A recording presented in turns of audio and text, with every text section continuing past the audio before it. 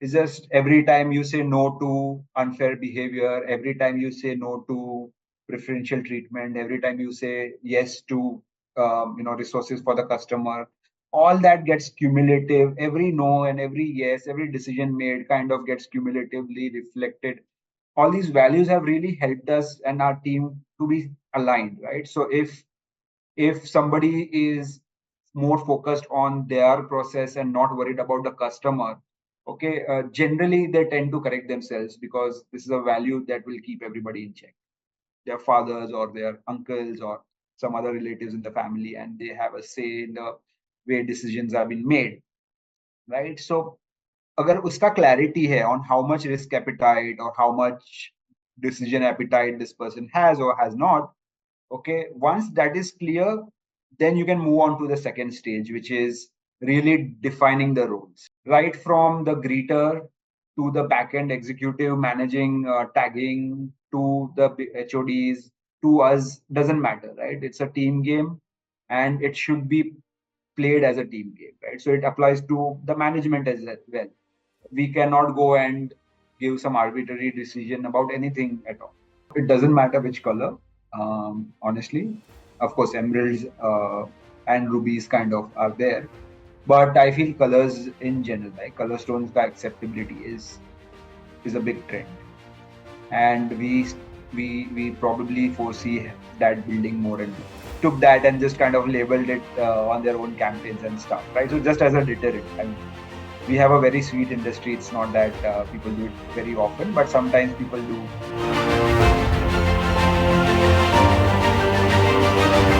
We have with us Mr. Samir Sagar of Manubhai Jewelers, Manubhai Gems Private Limited.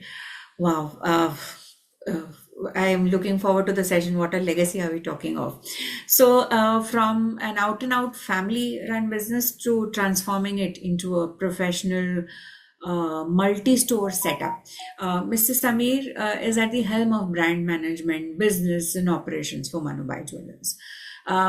We welcome you, sir, today, and we would love to hear from you about your organization, your mission, motivation, the values that you have for yourself and your organization, and the vision you have. So, with this, I turn it over to my colleague, Mr. Shivrasad Hiremat. Thank you, Manisha. That is, of course, quite an introduction because there is 27 generations of legacy. I don't want to waste any moment. And Samir, let me get started by asking you, uh, as these 27 generations have preceded you, and primarily all these 27 generations have been goldsmiths, I want to understand from you, how do you see this legacy of family, and how does that influence your leadership style? Yeah, thank you, Shiv. I mean, first of all, thank you very much for inviting me here. Um, I mean, GIA is an institution which holds that respect and again that legacy which is unparalleled. Amazing to be a part of this forum today, and I look forward to kind of having an interaction after our question and answer thing.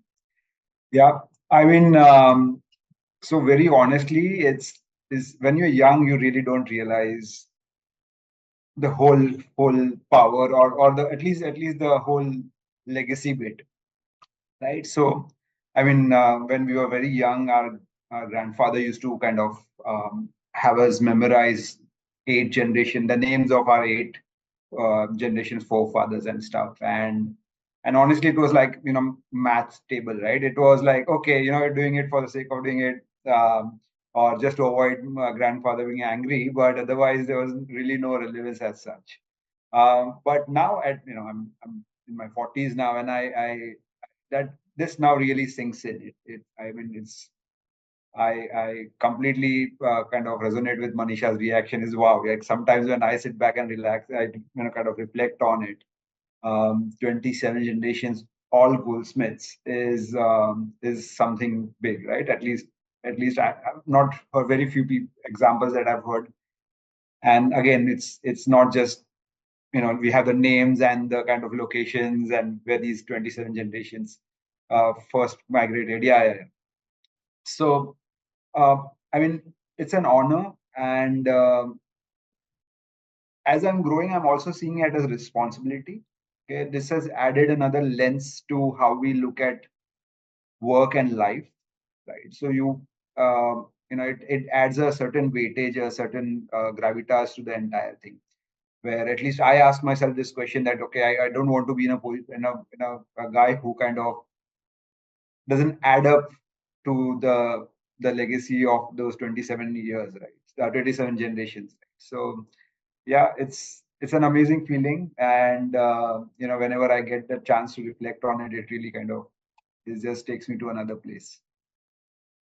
Sure. So, Samir, what I get from this is there's immense amount of one respect when you reflect back on this very rich legacy of 27 generations, and also that sense of responsibility that you carry, right? As to how do we carry forward this legacy, right? Great. We just, in fact, we happen to come across this family tree of yours. I just want to put it across uh, and share it with the audience here today. Uh, you know, this is beautiful, right? On the left hand side, you have this entire family tree, and I think thank you that you've sort of zoomed in on It's the difficult. So just like entire a quick thing, generations. the so this is the family tree of my I think ninth generations back. My forefather, his name was Mudu Bapa. Okay, and you have five children. So hence you see these five branches from the trunk of the tree. And my forefathers are on the extreme left. Right? So you have the extreme left, the shortest branch of the You mean family. Yeah, this? that yeah, yeah. Got it. So there's this reason why there's this red trishul kind of a thing marked there. So Mudu Bapa's youngest son, which is my eighth forefather, yeah, he actually died in a battle. So I think it was less of a battle and more of a honor kind of a thing. And so, which you in the tree, wherever you see those red tridents mark, it's a mark, kind of a nod to that Yeah. this particular person passed away in a battle. Right. And Like an homage kind of a thing. Yeah. For yeah, yeah, the yeah. martyrs. Yeah. Beautiful. I mean, in our community, it's that okay, they're still around. So we have a temple. It's there. It's as if they're present, still present. Beautiful. And yeah. So and again, so from there you have all the way down, and I've marked Hiran and I. So we've also added our daughter, our daughters down there. But yeah, so that's our family branch. Wow. So then on the trunk you have so after my forefather Karshan Bappa who passed away in the battle. After that you have Mudu Bappa whose family tree this is, and then after that the names are of every three generations because I think they were not able to fit in all the names. Oof. Every third generation they've skipped two or three generations and they've written down the name of the next the kind of a preceding person. So very interesting. And then there's on the left hand side corner, there's actually the community. I mean, the Sagar family kind of history where we were and how we Oh ended my up God. being coincidence. Yeah, Yeah. very interesting. Very beautiful, very beautiful. And I must say, I mean, I think a lot of effort, especially with our Indian culture and legacy, I think it could really stresses on the value of scriptures and everything, and having this as a part of the written record. So I think it's beautiful that you and your generations preceding you have sort of maintained this, and I'm sure it'll stay on for many more generations to come. Um, I want to talk to you, Samir, now about the core values. What do you stand for, right? So, uh, what core values do you think have been essential for Manubhai in sustaining a family business, and especially across generations, right? So, if you could talk to us about a little of those core values, I'm sure many of them would sort of resonate with us. But something that's very unique to Manubhai, something that you could talk about, please. Sure. I mean, we love values, and values are a big part of our conversations at work and at home as well, right? So, I mean, there are two sets of values, right? So one is of course my family, the way my grandfather and then the previous generations kind of was passed on, and then there are organizational values, right? So I mean they kind of overlap, but we wanted a very distinct value system for the organization. So I mean, अगर देखने जाओ, what is value for us is a simple thing that okay, इसको हम value ज़्यादा देंगे, right? So if anyone is facing a dilemma, okay, what side are you kind of going to give more value to, right? So the organization values are kind of defined as four values, right? The first being Junoon for the customer, okay, the second being Dangal, the third is we before me, and the fourth is results matter, right? So again, Junoon for the customer. uh, Being in the retail industry, any industry, but especially in the retail industry, I think customers the king, customers always right, and we have all those kind of cliches, uh, which agar deep mein dekhne jao to is kind of somewhere holds true, because ultimately the customer is the paymaster, right? What we really wanted to emphasize on Junoon for the customer is that for the customer, we are okay. The company is okay backing you when it comes to you doing anything for the customer, right? So let's say the dilemma is the customers come in, they probably bought a chain or some piece of jewelry few years back, टूट गया hai, whatever, right? And the customer's unhappy, right? Naturally. Now, what happens is the tendency is sometimes to say, okay, ye khich gaya, ye, is worn out or whatever of that sort. And sometimes the customers understand, sometimes they don't, right? It's a very emotional purchase for them, right? So, I mean, as a part of our policy structure, we have it in place where we don't forget penalizing, don't reprimand decisions taken in favor of the customer. So here's a dilemma. Okay, the piece is broken. It's actually the probably it's just worn out or whatever the customer's fault. There's no manufacturing defect. It's been a couple of years, but at the same time, I'm seeing the customer unhappy, right? As the frontline employee, I'm seeing the customer unhappy. What do I do? Okay, and here's the value system that comes into play. Doesn't matter whether who's right, doesn't matter what happened, you go and you take care of the customer, okay? And that, if that means returning the amount with GST, we'll take that hit, we'll figure out piche se kya karna, right? I mean, I'm talking about extreme examples, bahut kam hota hai, generally customers are happy with the repair, but in case there's this dilemma, you don't worry about. So similar, whether it comes to investing in tech, investing in processes, people, manpower, resources of any kind, okay, you think about the customer, we will take care of the rest, right? So um, down to repairs, down to anything at all, right? Generally retail mein, the main important part is after sales service, right? Usme kaise hote ho, inventory kaise present kar, all those kind of things, right? So that's Junoon for the customer, right? So everybody, we onboard anybody and we say, you forget anything, it's okay. Okay, you don't forget Junoon for the customer, right? So like audit teams, okay, audit teams are kind of thought that first on saying that okay, we have to maintain audit, we have to maintain our audit cycles or the compliance or whatever, but the customer comes first, right? So we do it, but we do it with the empathy for the customer, with the Junoon for the customer, right? So like a small example, let's say they've spent a little bit over in customer delight, okay, and the audit is unhappy. Generally, the thing is they'll stop the flow of the funds or they stop that process. Hamare wahan, that is a problem. You don't stop the customer delight program. You kind of figure out how to get things under budget or whatever that is. But that is a figure outable kind of a thing, right? So that's Junoon for the customer. The second value is Dangal.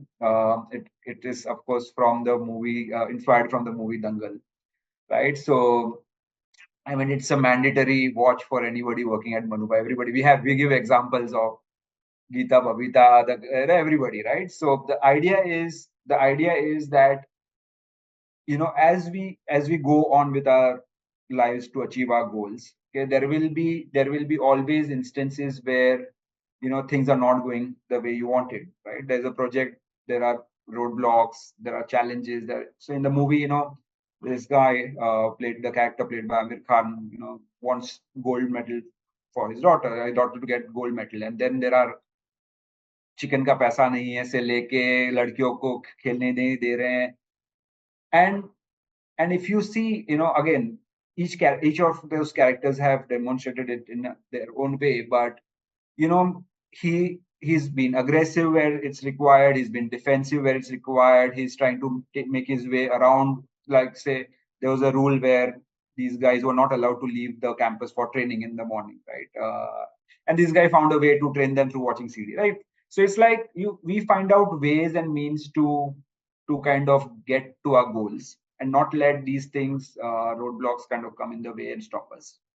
It's also about the spirit, right? Retail is like a long series of bouts. Okay, you have competition coming in, you have some of the other challenges coming in, and the idea is, as long as you're kind of progressing and winning enough bouts, you don't really need to be really worried on winning every single game or every single point. It's okay to lose a few points to win the bigger game. So again, I mean, that's kind of then we keep on going back to the movie and the examples in the movie. The third is we before me. Grammatical, it should be we before I, but jam nahi raha tha, so we stuck with we before me. But we don't suffer superstars, so we don't say that, okay, this guy or this girl is an amazing superstar and culturally agar fit nahi hai, if that person is not respectful towards others, if that doesn't have that team spirit and ye वो हमारे वहाँ टिकेगा ही नहीं, या हम that match will not happen. So it's a team sport, right from the greeter to the back-end executive managing tagging to the HODs to us, doesn't matter, right? It's a team game and it should be played as a team game, right? So it applies to the management as well. We cannot go and give some arbitrary decision about anything at all. Right? It's a team sport, so it's always we before me. Okay, and results matter. Again, as the times they are, we are kind of sometimes get stuck in the whole web of running around and kind of doing stuff, but really not getting the results that we should be getting, right? So it's more an ops kind of a thing where it kind of we have this thing where agar koi bolta hai, okay, I'm running around, it's a worry, because if you're not getting results, you should be getting results by running around less, right? So you should be taking more time off and getting results rather than working too much and not getting results, right? So these are the 4 organizational values, and we keep on speaking about them. You ask anybody, hopefully in the team, and then they'll be having a similar kind of idea about the values that we have, right? So again, all these things, like I said, what do you give more value to? So we before me, if there is a superstar with an ego, that person needs to get his or her ego in check, right? So there's no going around that particular value. So stuff like that, right? So and again, all these values have really helped us and our team to be aligned, right? So if somebody is more focused on their process and not worried about the customer, okay, generally they tend to correct themselves, because this is a value that will keep everybody in check. Yeah, and it's very interesting because we have meetings where these values come up from time to time, and we all of us stray down out of our path and everything, but these kind of are good guardrails and kind of north stars to keep us in check. Absolutely. So when you have such clearly defined value systems, and these core values are the sort of the light that you look forward to, especially when, like you rightly said, Samir, that when there's a dilemma, what should guide you. So beautifully. And I of course love the fact that you've chosen a mix of language, Junoon for customers, Dangal inspired from the movie, beautifully crafted messages, uh, grammatical correctness हम बाद में देखेंगे, but it definitely So sounds we wanted, I mean, this was the thing, right? When we were crafting these, I mean, the set of us. So again, this was done, I think, 4 5 years after just coming out of COVID, right? We said, "Kya?" So and initially, all of them were in English. Then all of us said, it should be non-explanatory and kind of should resonate with everybody who, right from the office boy to the HODs, all of them. That's beautiful. And what I want to talk to you, I mean, when I read about these values, I've sort of written them down, and I want to stress a little bit upon. Of course, the focus is there on customers because, like you rightly said, Samir, it's a retail environment uh, that can't survive without customers, right? So, uh, but there's also this other side, which is employees who are to carry these values, right? Who are to live them, breathe them, right? uh, I wanted to understand from you, so what sort of strategies or what sort of things do you have in your toolkit to sort of make sure that these values are transferred from a family run business to every person that you hire, or that's been on your team, uh, grows within your team, and how does that help you scale the organization? Yeah, interesting question because last year we came out with our first plans, and that was a question we were asking ourselves as well. And we grew very rapidly in the last 3 4 years in terms of our team strength, right? We added, I think around 80 to 100 headcounts just in a year and a half, right? So it was like a rapid expansion space, and we were asking ourselves the same questions. And I think it boils down to a couple of things, and they are all interrelated, right? So one is, people are very perceptive, right? बैठ के ज्ञान देना and talking about all these things is very easy. Okay, but then people also are perceptive whether actual mein these are true values that the management and the older people hold true or not, right? So like I said, right, all the values should be backed with policies. Okay, so let's say again, like I mentioned with the Junoon for the customer, right? As a policy will never reprimand you for thinking about the customer or taking that decision in on the spot for the customer. Okay, as a policy, we will always put resources to to support the customer experience, right?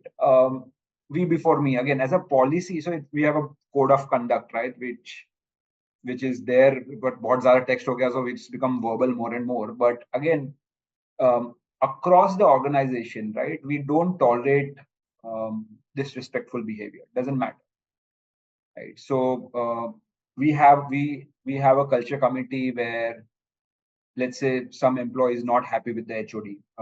Very recent example, we were launching a campaign, and I was at my wits end. There's those little things. I have this OCD thing, and I was at my wits end, and I lashed out at somebody, right? And she immediately, I mean, I probably didn't realize as well, right? And she immediately kind of had this support system in the culture committee where she said and actually quoted what I said, and the culture committee has the power to really come and tell me that, okay, this is not done, right? Right. So again, if there is a if the values are not really implemented, right, and there is not enough weightage given and the backing given to kind of get them implemented across levels, doesn't matter, right, from the management to across, right, they'll not hold true. So time and again, you know we again as an organization, we are heavily invested in corporate governance, right? When I say invested, in terms of not in terms of money, but in terms of our you know policies, our regulatory standards and everything. So people do see that, okay, these guys, don't have any relatives which are given special designations, right? They do see that, okay, there is no pattern to saying that, okay, ye community or this kind of people get preferential treatment over others. Okay, we are not saying we are a perfect organization, but we do whatever in our power to ensure that sanctity of those values is upheld. There are times when it's very difficult, like cash business we don't do bill splits and everything. So we say a no to a lot of business, right? Very difficult to say no to a lot of business, especially in today's competitive times. But we stand by that value. So and I think somewhere the people see that. Right? So hota kya is that, let's say there is a misfit, कि कुछ time में वो alignment हो जाता है or that person moves up. And we've been thoda okay with a little bit of a higher attrition. Okay, and I say that respectfully, because not necessary as rapid scaling hota hai, not necessary everything kind of fits in the way you want it to be.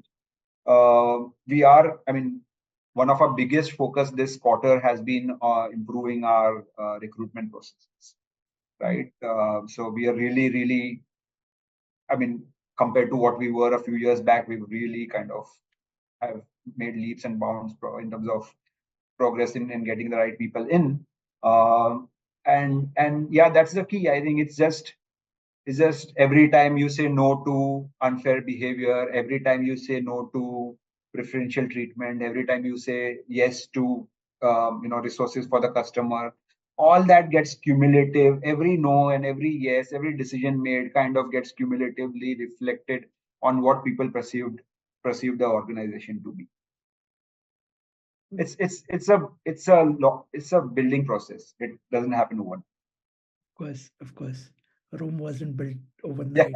And so aren't 27 generations of the legacy. Samir, I love the fact, and I could sort of correlate a couple of things that you said. You earlier spoke about the sense of responsibility that comes, following 27 generations, and you also sort of have these defined core values, and you talked about how walking the talk is more important than just having those values as a part of some sort of standard presentation or a code of conduct, and how that gets perceived across the organization, and that sort of translates into business for customers. It's beautiful what you said in terms of saying no to business if it doesn't meet those criteria.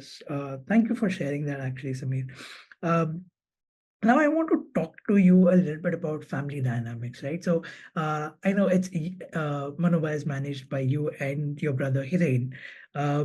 So if you could maybe think about a few sort of key factors that are important to have a good working relationship uh, in general in family businesses, because I'm sure most of our alumni today who are here with us, and also audiences who will listen to you later on, will be mostly from family businesses, and they would certainly want to know what ticks, right? What keeps a good working partnership with your family member going, and also if you could.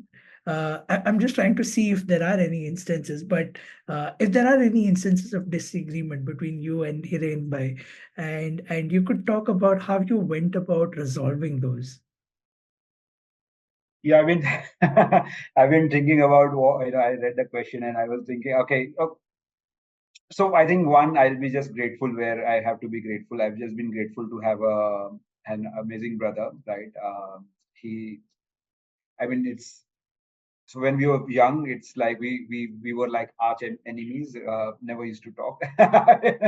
I don't know. I think somewhere between my marriage and his marriage, things changed, and the work has been even more kind of fulfilling in that respect. Um, Having said that, I think if I reflect back, and I mean, it's not that if there are disagreements, there are always disagreements, right? Because we are two very individual personalities, and bang opposite of each other, right?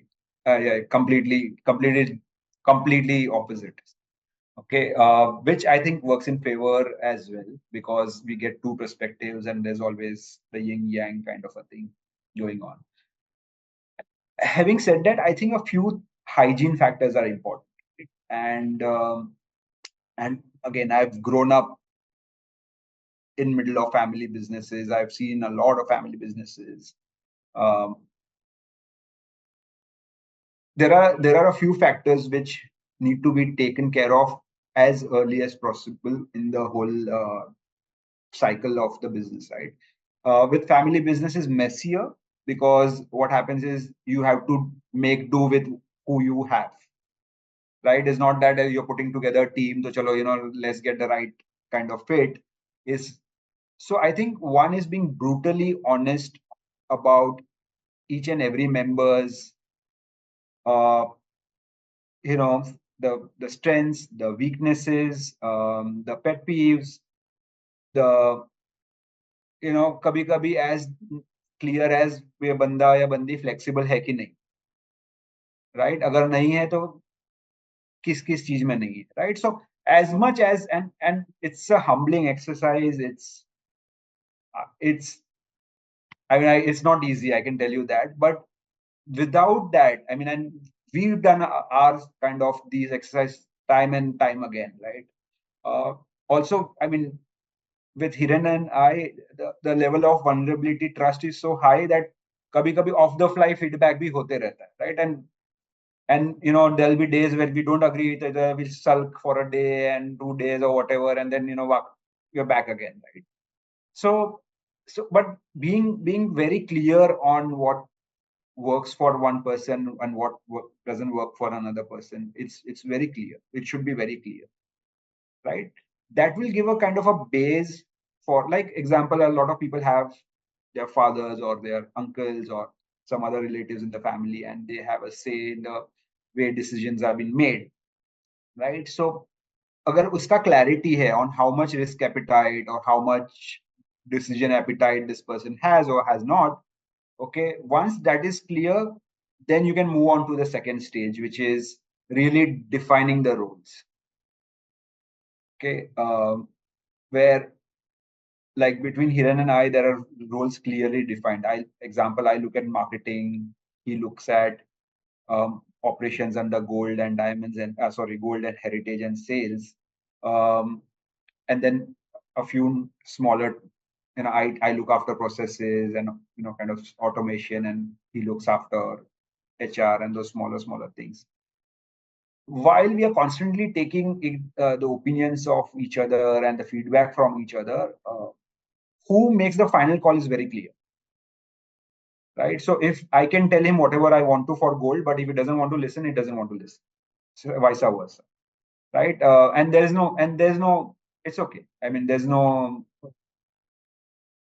feeling bad about it at all, right? So first step is defining. The second step is, I think, first step is just identifying iska kya strength, weakness, and all that. And you'll be surprised that अगर strength वाले को और strength का काम देते रहेंगे ना, वो वीकनेस पे कम ध्यान देंगे, right? So if somebody is really very passionate about finance, okay, or having those internal controls, give them more and more internal controls. Then go more and finance, okay, and gradually take them out for roles where their strength is not there.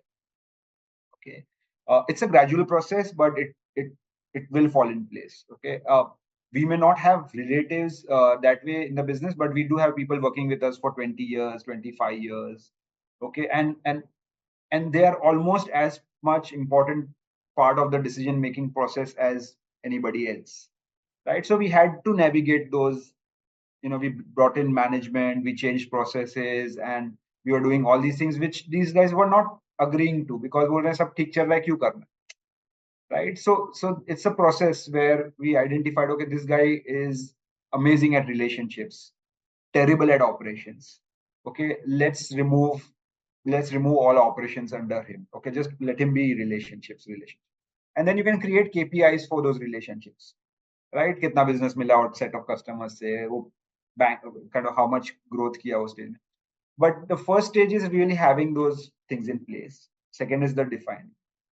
Third, as you go ahead, you'll kind of have a process. Again, it's a decision making thing. There'll be things that will say you'll hold the boundary. There'll things where things will align. Sometimes there'll be instances where things are just not working.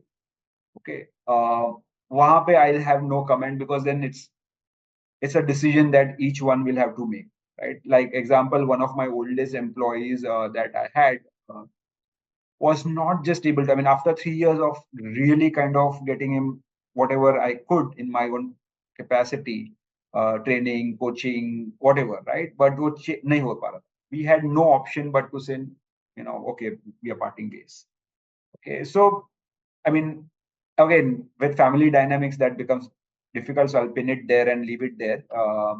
But clear, definitely defining, who's what doing what is a very big step. Finally, I think just having a little bit of patience and a positive attitude. There will be always disagreements. It's not the end of life, right? So it happens with Hiren. Hiren ka mere sath hoga. I mean, at least we think, like I said the other day, it's like banda to apna hi hai, right? It's okay. As long as the overall overarching values are in place, as the overarching intent is in place, छोटे मोटे नोकझोंक में कभी छोड़ना पड़ता है. You let it go today, pick it up some day later if you're really passionate about it. But it's a play that one has to be patient with. Right. इसमें भी तो दंगल है. Absolutely. Win some, you lose some. There you have it. There you have it. Samir, I picked up some aspects of things that you spoke about. One thing which kind of stood out for me was you spoke about how you and Hiren have a sense of vulnerability and trust. And I think that was beautiful.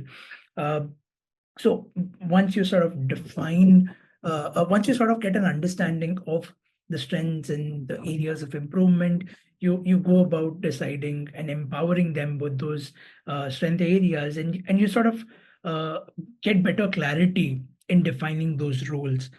And like you said, if despite all that things don't work out, you still have to make those tough decisions. Beautiful. I specifically want to talk to you about, the idea to impact journey of the mag race setting. I believe this is a collection that you had launched of maybe a year or couple of years before. And if you could talk to us a little bit about what it is and how it was conceived, how it was designed, how it was manufactured, and also the specific aspect of how you got it trademarked, why you think there was a need for it to be trademarked, and then the launch, and then the customer feedback. So talk to us about this whole journey that you took upon this collection. Yeah, so I mean, briefly, like that was the phase where we were a single store showroom, and we were still focused internally. We're not looking at scaling, so we had to come up with collections. Of course, we wanted the same sales growth, the same store growth, right? Because यहाँ पे grow करना. So we had to come up with different concepts and different collections constantly, right? One of the concepts that we came across, which is kind of, abhi the composites is after that has taken over the jewelry space, diamond jewelry space. But we really thought that the concept is amazing. It fits in our value system with serving the customer. I mean, the no composite, like no pressure where multiple diamonds are being used to create the illusion of a solitaire, kind of has that kind of power which mag rays, now that we call it mag rays, but it's basically you have 4 marquees and then 1 princess composite that's used so that it looks like a solitaire. And we did a kind of a test run with some of our customers, and our customers loved it, right? And as we developed more and more designs in those particular category, and this was of course the tastes have changed and people have moved on, but at that time we introduced a lot of different categories, a lot of different designs, a lot of different price ranges in that particular, with using the particular mag rays composite, and people loved it. We started off as a collection that we needed to talk about, but then it kind of had its own kind of complete line and huge inventory to back it up. As for the trademark thing, I think it's just our previous experience. We came out with collections and people just kind of took that and just kind of labeled it on their own campaigns and stuff, right? So just as a deterrent, I mean, we have a very sweet industry. It's not that people do it very often, but sometimes people do have that. So we wanted to be just so. I mean, as a matter of fact, we just I mean, trademark our trademark thing is just like so. All our designers, all our marketing, they keep on trademarking stuff. So it's So, sorry, Samir, I'm going to interrupt you a little bit. So does that help?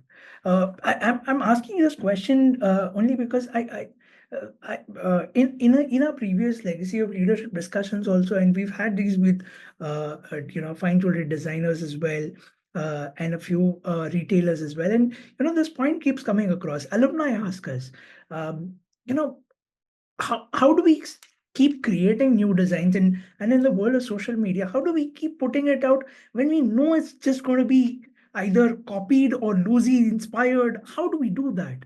So does this trademarking help? so broadly no, because I mean it's like the design problem and the copying problem is just I mean there's no way around it, to be Hmm. honest, unless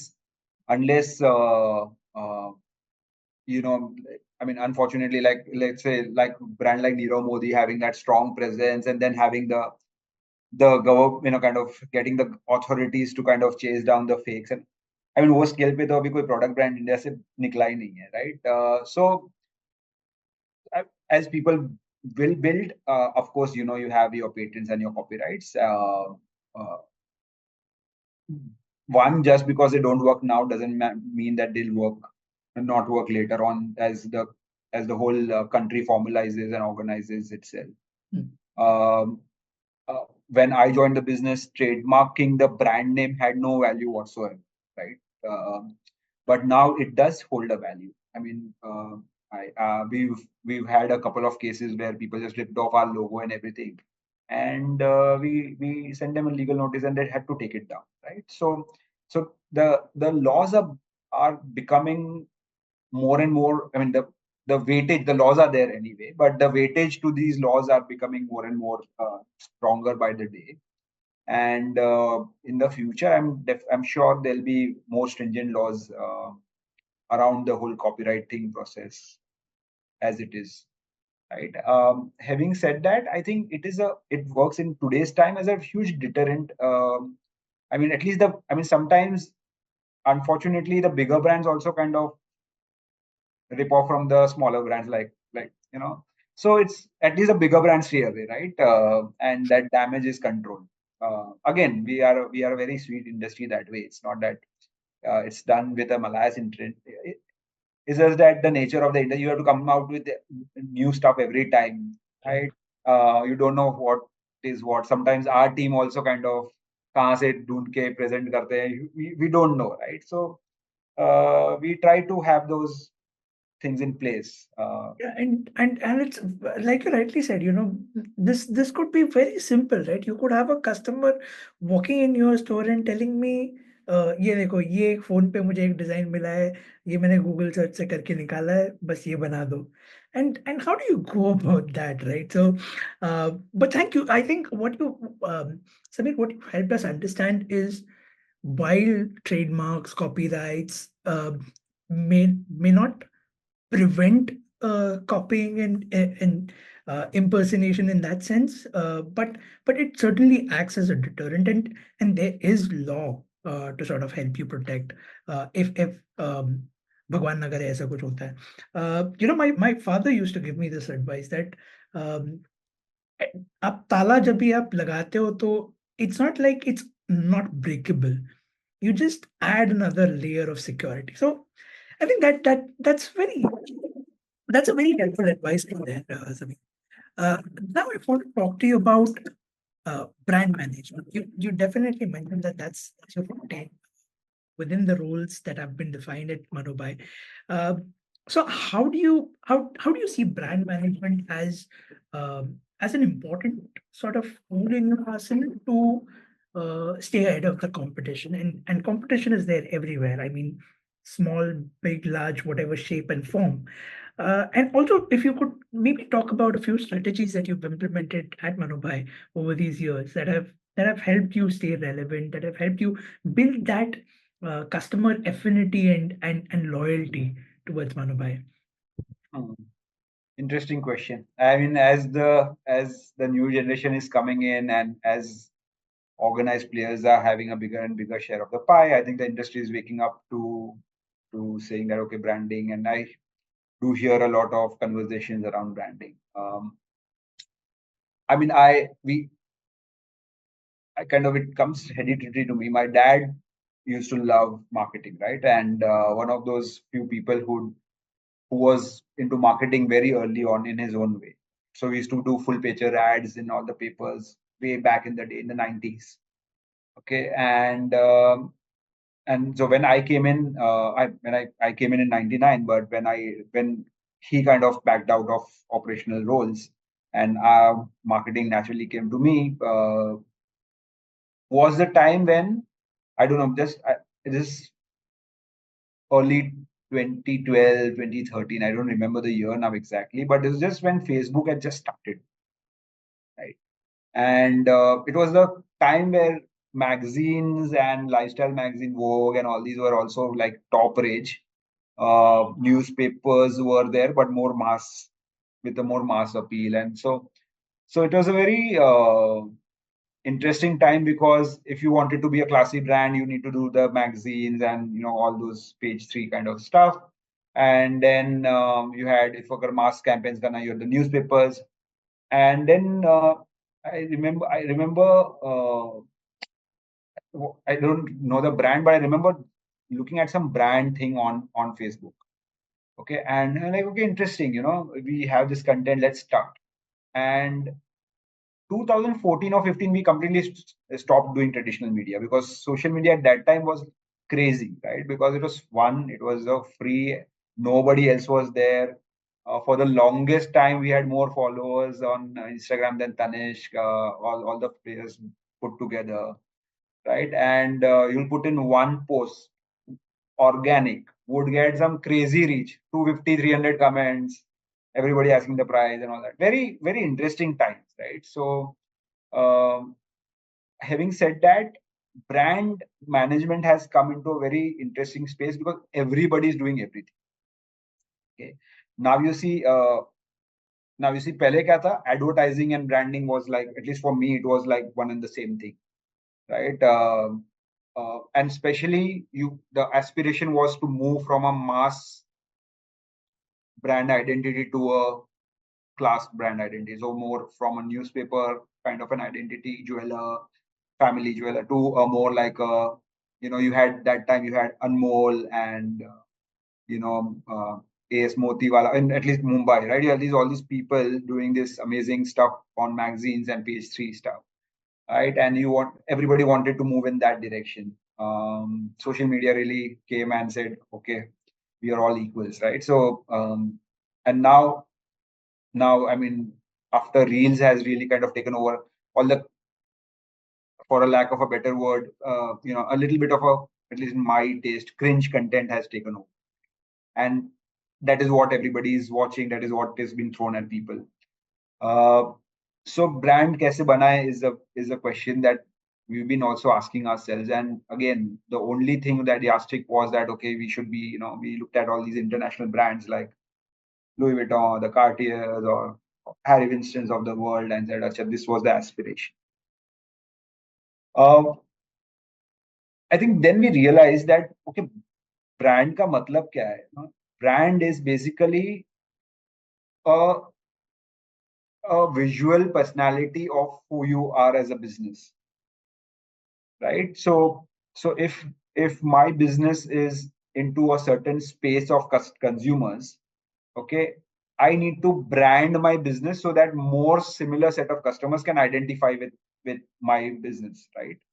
uh, when we were doing very aspirational stuff, my mass consumer was not relating to the entire thing, right? So then it was an exercise, and it's still an exercise in really finding our own voice. We've somewhere we've identified that, okay, Manubhai is a product brand with amazing designs. And when I say amazing designs, not in terms of those designer, one of a kind of a stuff. Um, Everyday gold, diamond, jarao, polki, good designs, latest designs, ka availability and selection. And it has kind of liberated, and we've kind of are speaking more and more with that lens, right? We recently launched our bridal edit campaign, and we've used a Gujarati folk song because Gujarati audience is our primary or customer. So why not, right? And yeah, so I think branding will involve, first thing is really understanding the consumer, right? So Junoon for the customer, the understanding the consumer, understanding what they really value. Okay, so like my consumer is the mass market consumer who's a bit of an aspirational has aspirational taste as well. Okay, so we speak that language. Okay, each jeweler, each business will have its own set of audiences. Okay, very important to really speak to the space where the audience wants to go, not where they are probably, but a little bit where they want to go, and speak that language and be consistent with that language, right? So if something is really trending in any space, not jumping on that bandwagon very like just because ये चल रहा है वो करके, you start doing stuff, is staying more that, okay, what is my consumer wanting? Okay. So let's say for the longest time we stayed away from all tactical campaigns. Didn't need to, didn't the competitive landscape has changed, demands some tactical campaigns, so be it. So I think more and more we should also start looking at Walmart as a brand, Amazon as a brand, while looking at the Cartier as a brand and Louis Vuitton. Samir, could you explain to us what do you mean by tactical marketing? Stuff like gold coin on certain purchases, or a silver coin on certain purchases, Interesting. or some kind of discount on the labor charges.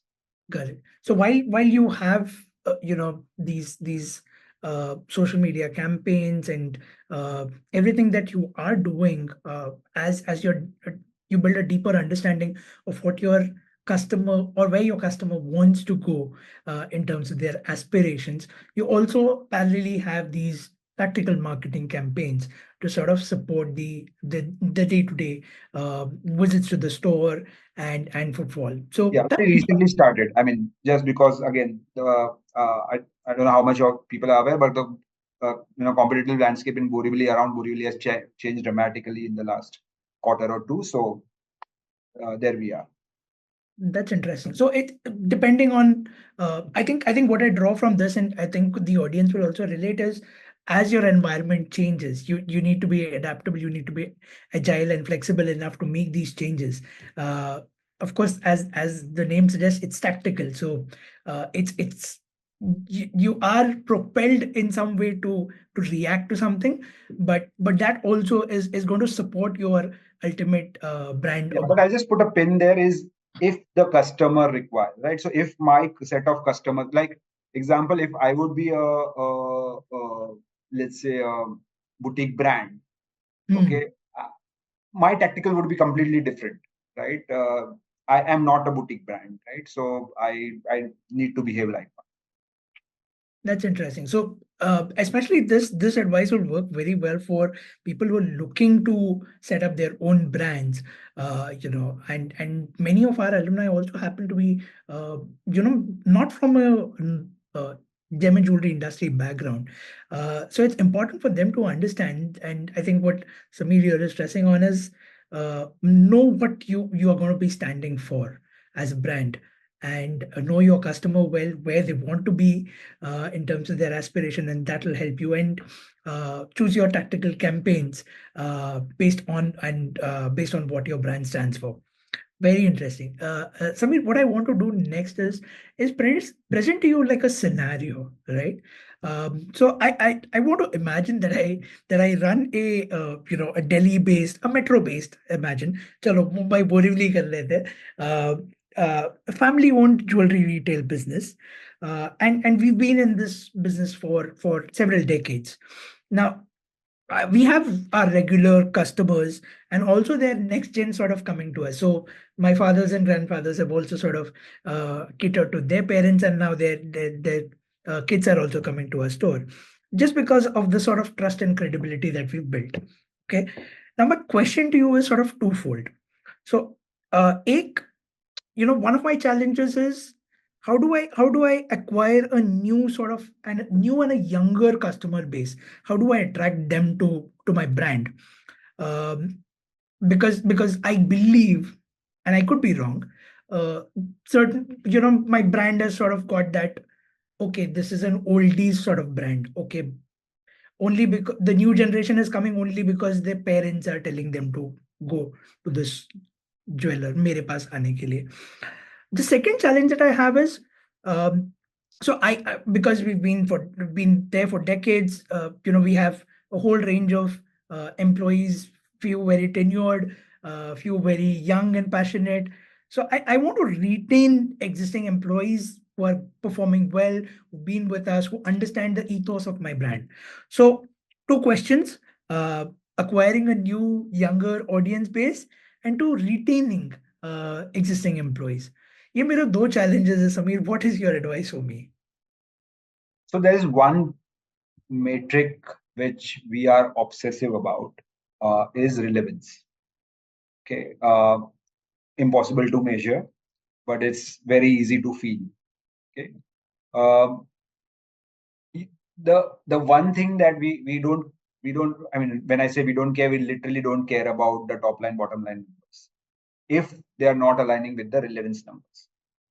Okay, so what by that I mean is that if I would be a, like you mentioned, a brand which has been around for some time, like a business bit that's been around for some time, I will be constantly asking myself, am I relevant? Am I relevant? Am I relevant?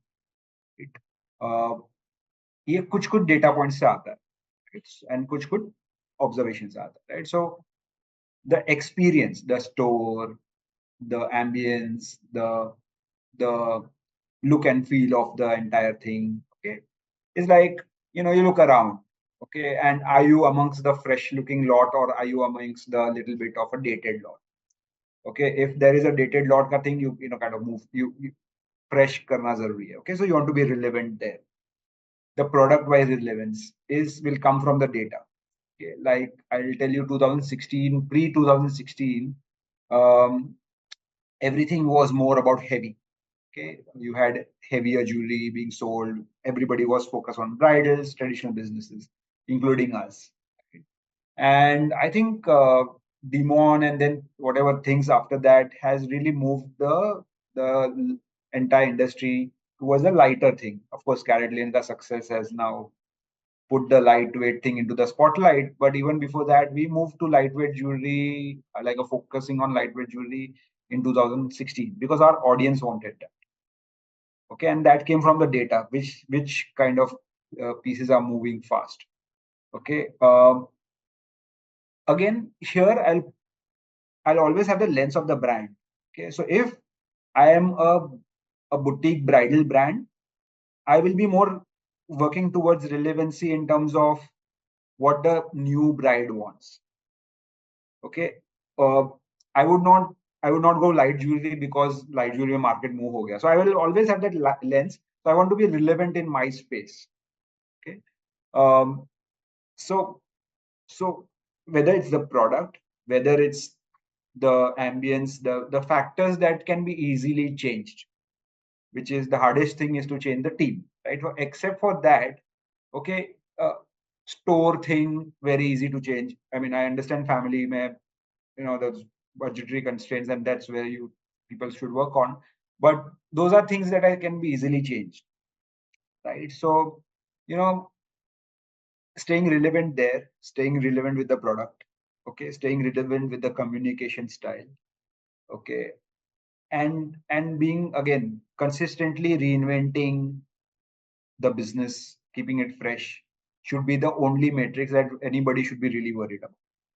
Okay, as this Jeff Bezos says, it's should be always day one. Okay, he's amazing at saying that, okay, Amazon, one day it will go bankrupt.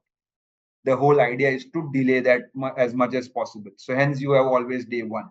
So लोग अपने को disrupt करें, उसके पहले खुद को disrupt कर दो.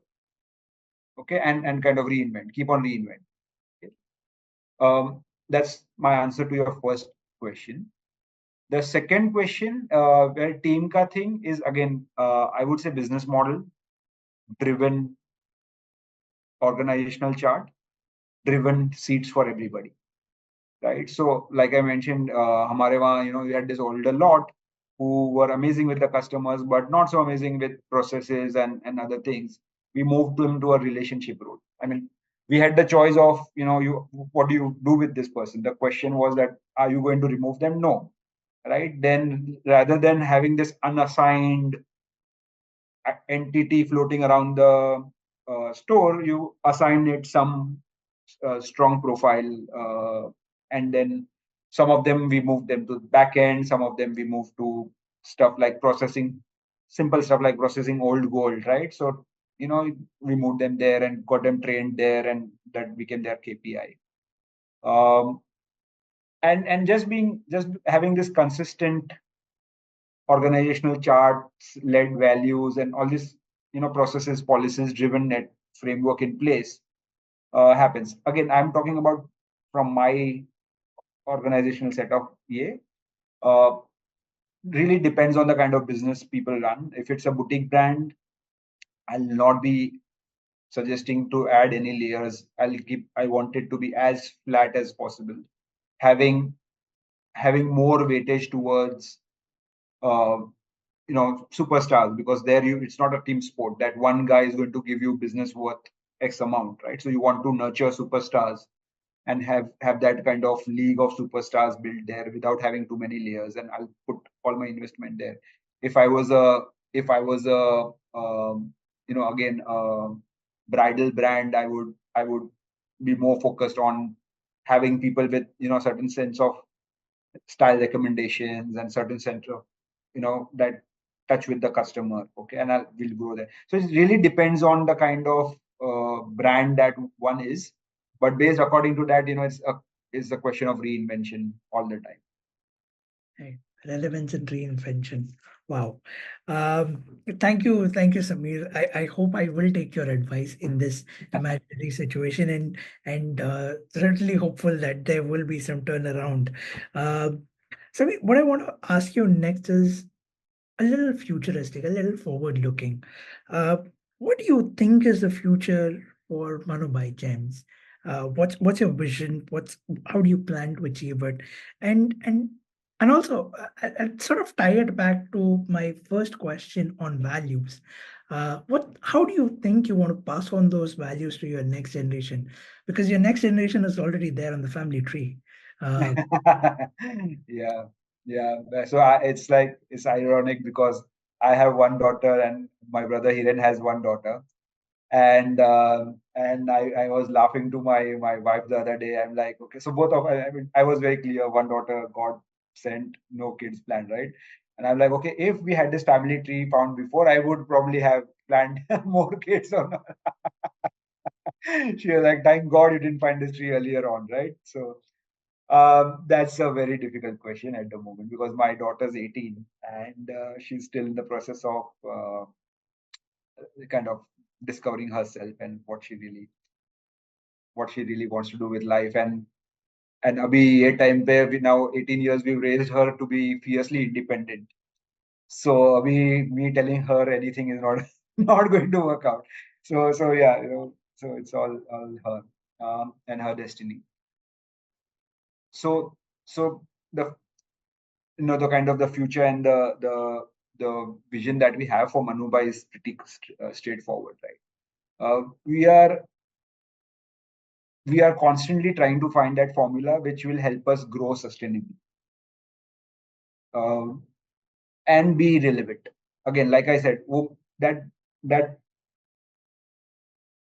the question we love to ask ourselves a lot of whys, right? Because sometimes we tend to think of the world in the lens of others' frameworks, right? Frameworks set by others. Like, I mean, all the jewelers are getting listed. People are after my life. You should also get listed. I'm like, why? The question is like, again, thankfully, Hiren is more of a why person than I am. So it helps. But we constantly ask ourselves why. So why growth? Why look at expanding the business? Why have all those stores and whatever that we are planning?